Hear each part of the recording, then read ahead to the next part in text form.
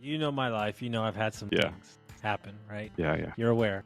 So I had this revelation that when you hit rock bottom, it's actually a blessing in disguise because you get to leave behind what you didn't want anyway. Constructing your life is about much more than just building a bank account.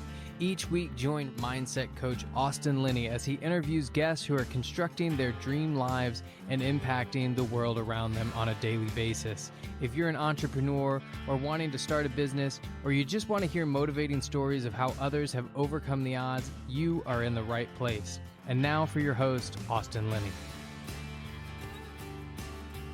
We got him back for episode 2, guys. We're going to focus. I mean, honestly, brother, so when did you buy your first company? How long ago? June of 22. I mean, we're literally probably 6 months 2 years apart, later. Right in the middle of it. Yeah. Right? Yeah. I'm a year and a half. So I was going to say, you bought yours shortly after. Yeah. So we're in it, just like you are. And there's a disclaimer on the front of this podcast. This business and this type of business will take your soul out of your body and stand it in front of you. And you have to make it a choice. And I'm not saying that to scare people. I'm telling you that I have 49 employees now. They don't give a fuck what your emotions are. They don't care what's going on. They don't. It's true. It doesn't matter, right? Here's what's crazy. This is the biggest revelation to me. And I want to ask you the same question because it changed my life when I realized this. The amount of this is not startup energy when you buy an existing business. Startup energy is rah, rah, give us the pep talk, loud, abrasive, chaos. No. This is legacy energy. It's calm. It's a lot of James Bond stuff in the back doors that nobody sees to save the business. It's all this stuff. And then slowly you gain their trust. Then you start coaching and you're bringing. But I don't think people realize how long it takes to gain people's trust, especially in a HVAC plumbing trade business. Yeah, I've ran startups, as you heard on the last episode, or somewhat startups. It's different. It's completely different. And yes, you go into these things with, revenue on the back end, and you go in with cash flow, hopefully. But at the same time, you also go in with we've burned the ships, PGs, and my houses are on the line, and I don't, this issue's brand new to me, and I have to make $10,000 before next month, or otherwise the bank comes knocking. It's very cutthroat. And then the home services industry in general is very cutthroat. There are a lot of players, and they're very sophisticated. This idea of these old crotchety man who's been doing this for 40 years and does everything on paper still. Yeah, they exist, but they're hustlers. I mean, they're very good and they know their stuff. And they're not to be what's the word I'm looking for? They're not to be looked down upon. They're pretty good guys. So coming into this with very little experience is a game changer. You gotta be quick on your feet. You gotta be quick to learn and really head down and hustle. So I'm going to tell you my number one rule for change management I've learned, and then I want to hear your number one rule. So my number one rule is you don't bring any half-baked ideas to your team. You see him laugh. Yeah, I'm laughing because we've all made these mistakes. Let me back up the back half of this rule. If you say it and it says to the team, no matter what it costs you, you better follow through. Yeah, that's accurate. Very, very accurate. I think my number one rule for change management is no half-baked ideas is a really, really good one, because they're looking to you for leadership on this change management. And if you don't know, they don't know. And if you haven't put it down on paper. You haven't created the SOPs. But let me think of a different one. Change management is making sure that the change comes from you as well. That's what I found. I mean, in my company is if I'm going to implement a change, they need to hear it from me, and they need to hear the why behind it. Because a lot of times change management includes a lot of extra work, maybe some red tape. So why? Why do we have to take pictures of every condenser coil we work on? Why? That sounds like a nightmare. Why are we going to service Titan, which causes me a ton more work to do? And then the explanation on the back end is, well, when we take all these pictures, I can actually upload them and go through them and find old units and then work on those to get maintenances so that you guys can flip more units in the off season. Or we're going to Service Titan so that we can get better audience. We can look at your numbers better. We're able to kind of use those numbers to make the business better and to grow. I know it's hard now, but that's the reasoning. And as long as you have the reasoning and you have all your ducks in a row, like you said, you don't come in half-baked, it tends to help. But it wasn't always that way. I mean, one of the things that you said is it hits home to me early on in this podcast was when I didn't have a lot of that legacy issue that you had in the beginning, because all of my employees quit day one. So, yeah. Hey, so listen, I have a rule. You know my life. You know I've had some things happen, right? Yeah. You're aware. So I had this revelation that when you hit rock bottom, it's actually a blessing in disguise because you get to leave behind what you didn't want anyway. And so that is, I mean, there's no truer words, honestly. No, that is the key for anyone listening out there. Like, everyone talks about how hard. I have some groups that we do masterminds with, that I'm in with, for shout out Rand. And there's some guys in there who've bought HVAC companies in Tennessee, in Pennsylvania, in these areas, and they have such a hard time with that change management. Well, the old owner used to do this. Well, the old owner used to do that. Well, the old owner, and I was like, I don't have this issue. Like, I overpaid and everyone quit. So, these are all my employees that all of them I've hired. There's not a single legacy employee at my company. So we hit rock bottom. I ran calls. I got to learn the ins and outs of HVAC technician. So I was a tech. I was a dispatcher. I was a CSR. I know everything that it takes to do every single one of the positions in my company. And because of that, I'd like to say I'm better for it. I mean, it really sucked. Great. No, I know. Look, every part of that. I have a client right now who I coach for a year who's helping out, working at an HVAC company. And people have left, and she has to do this job, and she's doing like 6 different jobs. And I was like, I actually think it's a great thing. Yeah. I mean, I get a crack up out of it. So every once in a while, I'll get a message from someone who doesn't know me on Twitter with a lot of hatred in their hearts, saying, "Oh, this guy just doesn't know anything about HVAC, blah blah blah." And I'm like, you don't know my story. You don't know how long I would have to wake up at 4 a.m., do all my paperwork, do all of the LSA, PPC, because I was doing it all in house, and post to Facebook. Everything was done by me at 4 a.m. Then I'd hang out with my kids, which was the awesome part, right? If you listen to the last episode, that's what I wanted. I'd have breakfast with my family. I'd go to work, do 8 to 10 hours. I'd come back, have dinner with my family, and then I would do all my paperwork for the night, like send out invoices, send out receipts, answer emails, because once again, everyone left. But once we started building, I was able to build the right systems in a way that I understood and that I knew the techs and the employees would understand because they're in the position now. So it was for the better in the long run, but dang if it wasn't hard during that time period. What I'm about to say is I hope my producer doesn't clip it out so I get yelled at on Twitter. Yeah. But I know you and I know what you stand for, and don't ever share this with your wife either. There's a lot of talk around personal guarantees and whether it's good or not. Okay. In my case, knowing you and what happened to you and all your employees leaving, I don't think you would have hung around if it wasn't for the personal guarantee. And so I wonder if 20 years from now, maybe you would have, but maybe the want to or the whatever wouldn't have been the same. And so I wonder if it was actually, 20 years from now when we zoom out and you're doing 50 million, 100 million, if it wasn't the reason that you're still here killing it. So that isn't an unfair assessment at all. I'm not, I'm the first to admit I have shiny object syndrome. I love business. I love talking about business. And so 100%.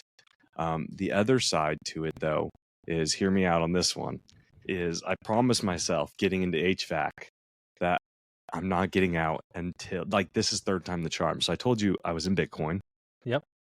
I was in Bitcoin really early. Didn't go all in, like half in and then out to something else. Yeah. Something else was real estate. I went half in. I bought a few houses, single family, a couple duplexes, then got out. And if I would have stayed in, once again, we wouldn't be talking right now. Let's just say that. I bully myself. I have a bunch of spreadsheets on my old computers that I keep and I send to my new computers of like my my Bitcoin projections of making 6 Bitcoin a week and going, that's not enough. And now looking at it, it's like, oh, you would have been making hundreds of thousands of dollars per week for years and then finally exit. Same with real estate. Hey, I have some 20-plex in Gilbert for $1 million that you could go buy. Oh, but I don't really want to buy a 20-plex in Gilbert, Arizona. And then Gilbert, Arizona blows probably up. Worth like 7 right now. Yeah. It's worth like 10 million now, something ridiculous. And I was going to buy it like a 16 My buddy's cap like or the an king of 18 Gilbert cap. real estate. Yeah. So I'm very aware. Yeah. It used to be 16 caps out there, and now they're like in the height, it was like 2 or 3. So I missed that boat. And then, so I said, never again. When I go in on HVAC, I'm not going out until it's there. So yes and no. Yes, in that is my personality. No, in that I told myself and promised myself this was the last time. Like, this is third time's the charm. I know there's something here. Buy up as many HVAC companies as you can, grow as fast as you can, and then at some point exit at a point that's going to be the end, or at least financially free. Financially, what do they say? Whatever the term is, not having to work for 10 plus years. So I have you met Chris Williamson before, System 6? No. Have you met him? Okay, so he's around on Twitter, but long story short, we met at a SMB event in Dallas where he was like, oh, you're going to play golf? And he just showed up with me and my buddies, had never met anybody, and we played for like 6 hours, 18 holes with money on the line. Chris was he was in it to win it, man. I mean, he was like, I think they were going like wedding dress shopping, and he kept telling her like, give me another couple minutes. We're still tied, And like, I was like, oh my God, I love this guy. I want him to be our accountant. So, but the long and short of it is, every time I get with him, every time I get with my other buddies who own multiple businesses, we have the same conversation. And the conversation is this: why do you need to scale? It's the same thing. But these are people that are driven. And Chris, by the way, is looking for other companies and buying them. Me as well. You bought more companies. So I think that I revert back to what my mentor told me. The same guy in Gilbert a long time ago. He had 9 companies. He made $500,000 net profit a month. He said, Austin, I've retired on 1,000 acres 3 different times. He goes, I lasted 3 months, 6 months, and 4 months. He goes, I think that us driven entrepreneurs live in both worlds. Yeah. And so I know that. I think what I mean though by that is I would go into something a little bit different in terms of just fun, right? Okay. It's so if you can kind of see my progression, it was like facilities, Bitcoin, winery. I'd love to restart my winery again, for example. So like, it's not me retiring to never work again. It's me retiring to a point where I never have to financially worry about my hobbies again. which my Yeah. hobby is running and starting businesses that I Yeah. find interesting. Yeah. And so if the winery, I think when I shut down the winery, it ended up being a net zero loss just because everything went back into the business after I paid myself off the initial investment, and it was just time. But like, I'd love to do that here in Tennessee again and compete and have a giant venue and do that. That being said, once again, I have shiny object syndrome, and I completely know that I'm saying this, and I need to be focused on HVAC. So, like, so okay, so we're gonna talk HVAC for a minute. Yeah. Okay, so I find, at least me, I find the sellers that I speak to that we're thinking about. We have a lot of older sellers in our area, mhm. and it's very interesting. I think a lot of searchers, but I think also a lot of people looking to buy, have the wrong context of why this person wants to get out of the business. And what I found is they're not upset with the money. They're not upset with the trade. They don't want to stay up with the technology and the regulations that is coming down the pipe or has been coming. So when you're approaching these sellers, and you've bought how many companies now? I think we just closed on the plumbing one was the 5th. Well, I really hope you know how many companies you closed on, but So the reason I say kind of is because what you're saying is true. That from my experience, as well as it sounds like yours, is they're just not, they don't want to keep up with the changing world, and they're having a hard time keeping up with marketing and SEO and all these games that you have to play. So what that means is, it doesn't mean it's a bad business. No. So that's what I'm trying to give everybody hope that's looking. Yeah. On the other end, though, what my kind of area that I buy from is what I call the owner's hell zone. And so they're usually sub $1 million businesses. Most of the time, they're sub $500,000 businesses. They're in that $300,000-$400,000 range. They're the only ones working. They have a decent amount of work when it's the busy season in HVAC, and then in the off season they don't. But they still have to compete to gain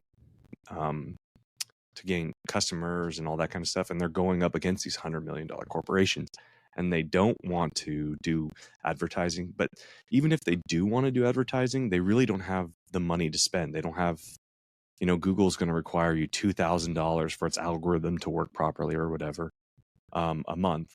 They don't have $2,000 a month to spend because, right, it's just them. They have $200,000-$300,000 on the books. They're netting maybe 30% at $100,000 a year. It's a comfortable lifestyle, but if they try to grow or scale, it becomes uncomfortable really quickly.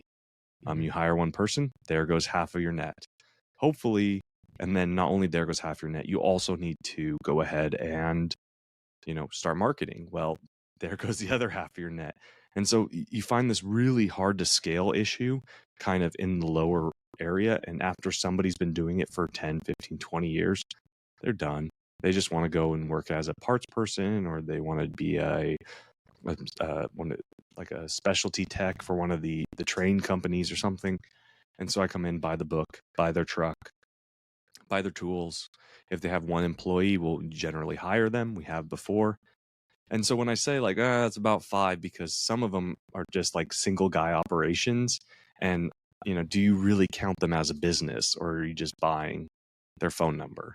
I don't want to know. Don't tell if you don't want to give it away, but how do you value it, and what are you typically paying for something like that? You don't have to say it, because I'll tell you what happened to us. I don't mind sharing. So after my first one, so that was essentially the business I bought had 3 employees, and I told you everybody quit and that whole fun thing.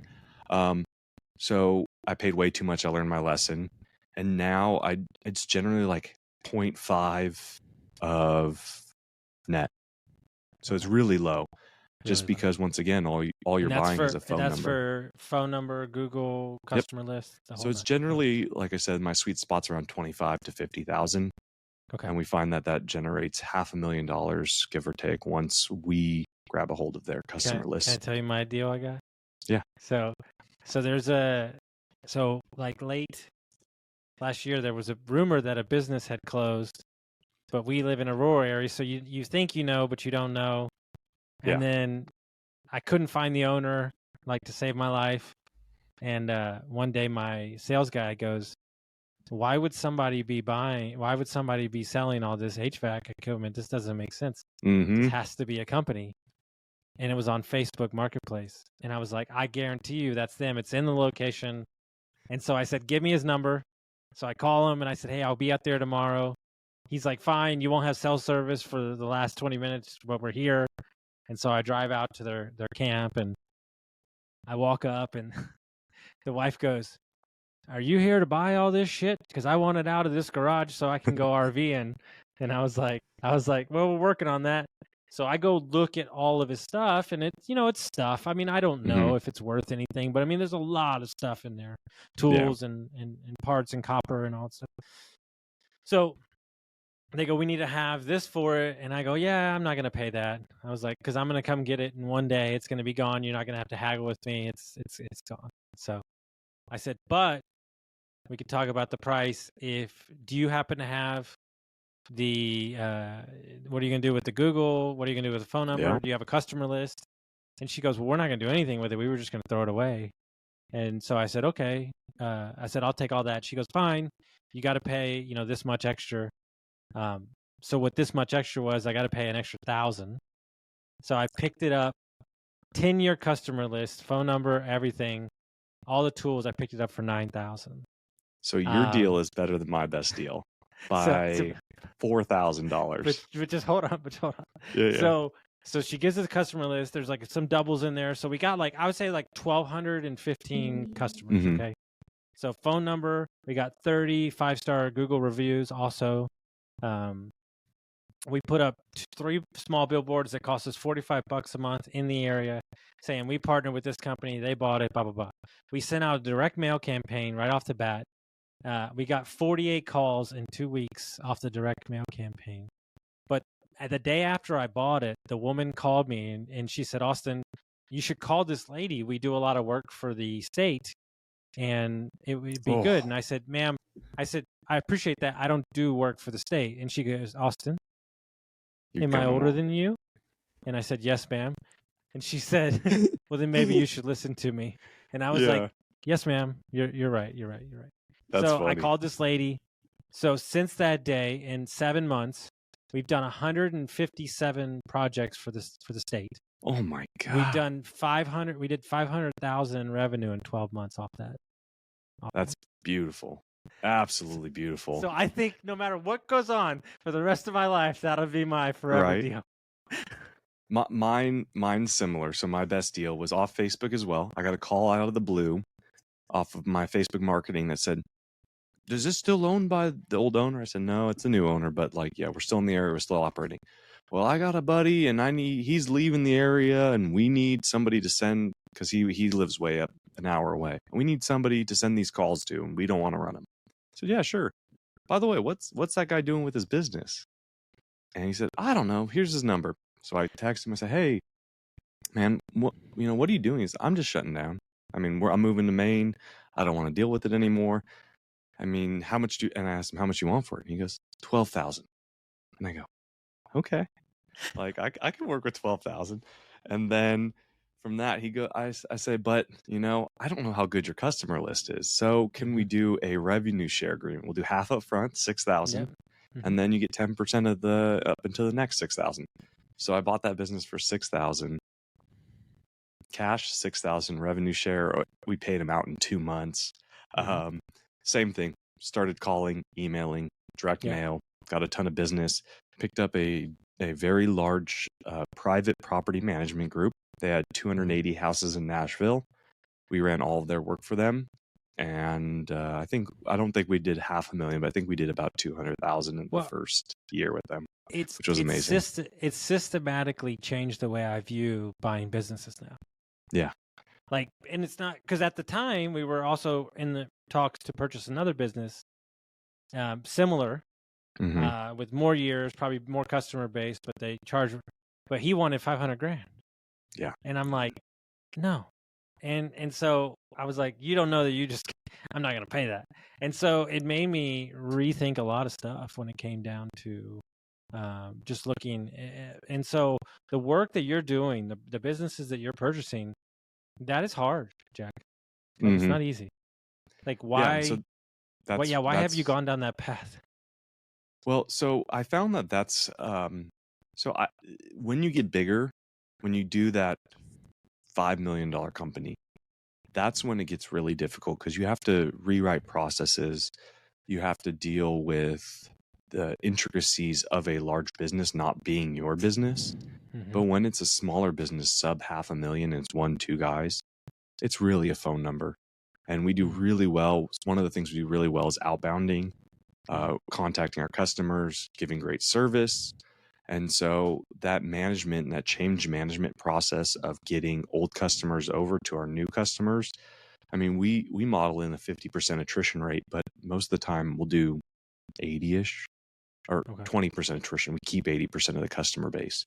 And so we found that customers are sticky to a phone number a little bit more so than I think people realize. And so it's a very easy transition. It's very cheap to get those businesses, and they tend to be more creative with how they can actually do that.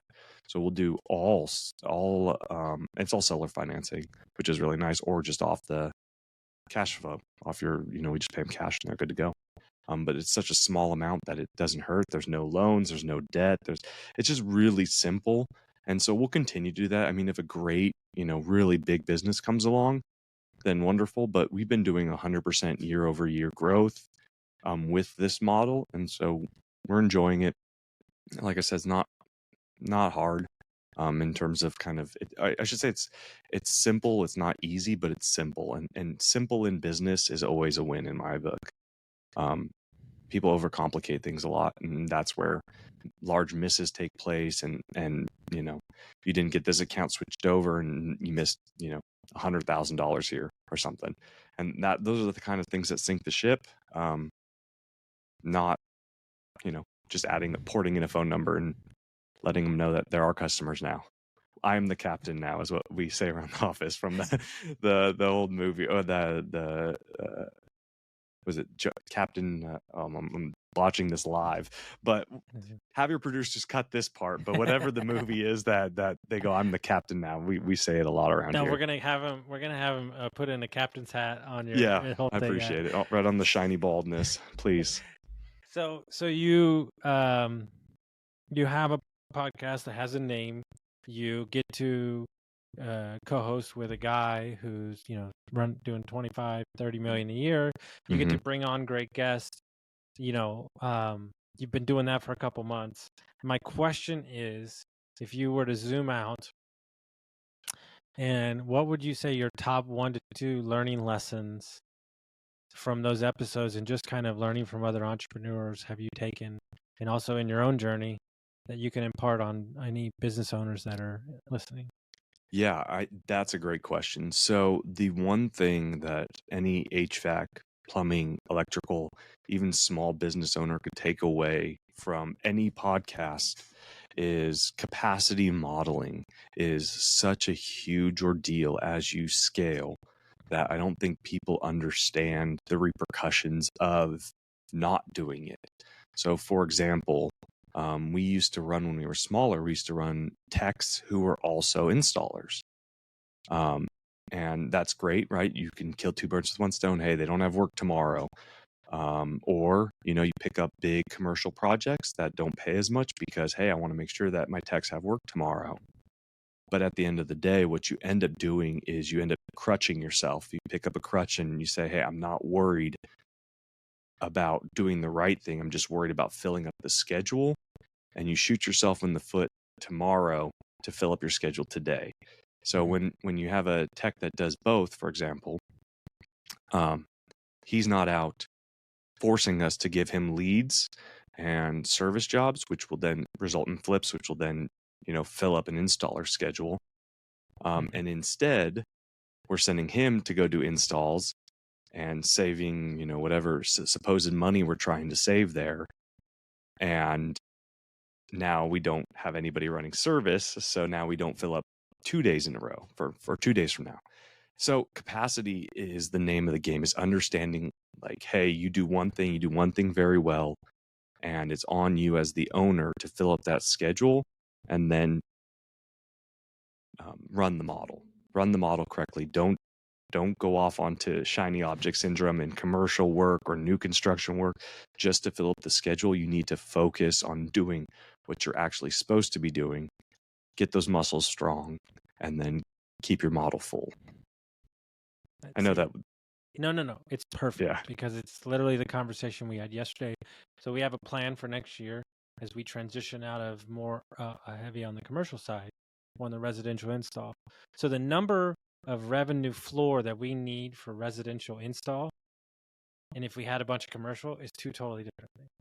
Mm-hmm. And so the baseline for a great year, if we were doing a ton of commercial for this, it's not even in the same universe. And a lot of people don't understand that most revenue is not built equally. And one of the things that I didn't realize is that the service side of your business, I didn't realize when I was getting into this, is your best organic lead for high ticket items. Yep. And so the more service calls that you can run, yeah, it might only be $100, $300, $400 ticket, but doing those 4 times a day, 5 times a week, 5 service guys are going to yield you, this, and you're not paying Google for leads. And that's what I think a lot of people lose sight of. Yeah, no, that's a great example, but that really is one of the giant keys is focusing on that model. Or, I mean, on the other hand, right, if you're a commercial business, focus on commercial, right? You don't need to put all this money into Google. You don't need to do this. Just go do commercial, but that's going to require a different capacity schedule than what you need in residential. And so, understanding your business model, understanding the pitfalls of your business model, and then executing on it. And to kind of prove how much this means to me, we shut down a $500,000 a year plumbing install on like remodels division. We fired 2 guys. We shut that whole division down because it was messing with our capacity for our residential plumbing service.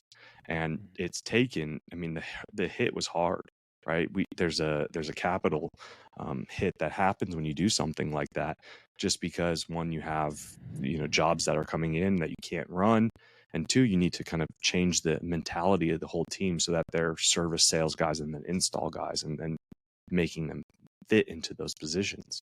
But we did it, and we're just coming out the upswing of that. And now, every day we're selling tankless water heater, another water heater, this. Where if we and that the installers are installing $6,000 to $8,000 a day, whereas if they're doing remodel work, they're doing maybe $1,000. After you kind of divvy that up across the board, $1,000 to $1,200, and it's just not the same. And so we were shooting ourselves in the foot in an opportunity by running remodel work when we shouldn't have been running remodel work. And then now that we're doing service properly, we're getting great results. I love that. And so once again, if they want to track you down, they want to find you, how would they do that? Yeah. So the HVAC Jack on Twitter is really the only spot that I'm on social media, and very minimal, but I'm active most of the time. If you send me a message, I usually write back. And then ownedandoperated.com, we host a podcast where we talk about this stuff. So I appreciate it, Austin. Thanks for having me on, man. Thank you, man. No, if you're a trade entrepreneur or a business owner and you're not listening to Owned and Operated, I don't know what you're doing. And I'm not saying that because he's on here. Well, John, we could take him or leave him, but Jack makes the podcast. No, I'm just messing with John. He's always giving me shit about don't come to his area. I bet. No, like literally all the owners and the CEO and the training specialists, we all listen and we talk about it. And there's lots of juice we give away. I mean, we talk about it on there a lot. We open the books, which is really fun. Yeah. So 1,000%. It's so good. Guys, if you got some value from this episode, send it to a friend, share it around. We'll see you next time. Guys, let me take a minute to tell you about my buddies over at Lead Hub, Ben and Aaron, the best humans I know. Not only are they amazing at marketing for trade companies, but Ben started his HVAC company in his garage, sold it for multi-million dollars. So when this guy talks, I listen. When we took over Dietz Mechanical, we had 22 reviews in 22 years. In 7 short months, we went from 22 reviews to 107. We went from a 4.2 to a 4.7. We tripled our Facebook presence and we tripled our calls. If you're an HVAC, plumbing, electric, landscaping company, and you're looking for a no BS approach to marketing, you're looking for people who have done it before, you got to go to leadhub.net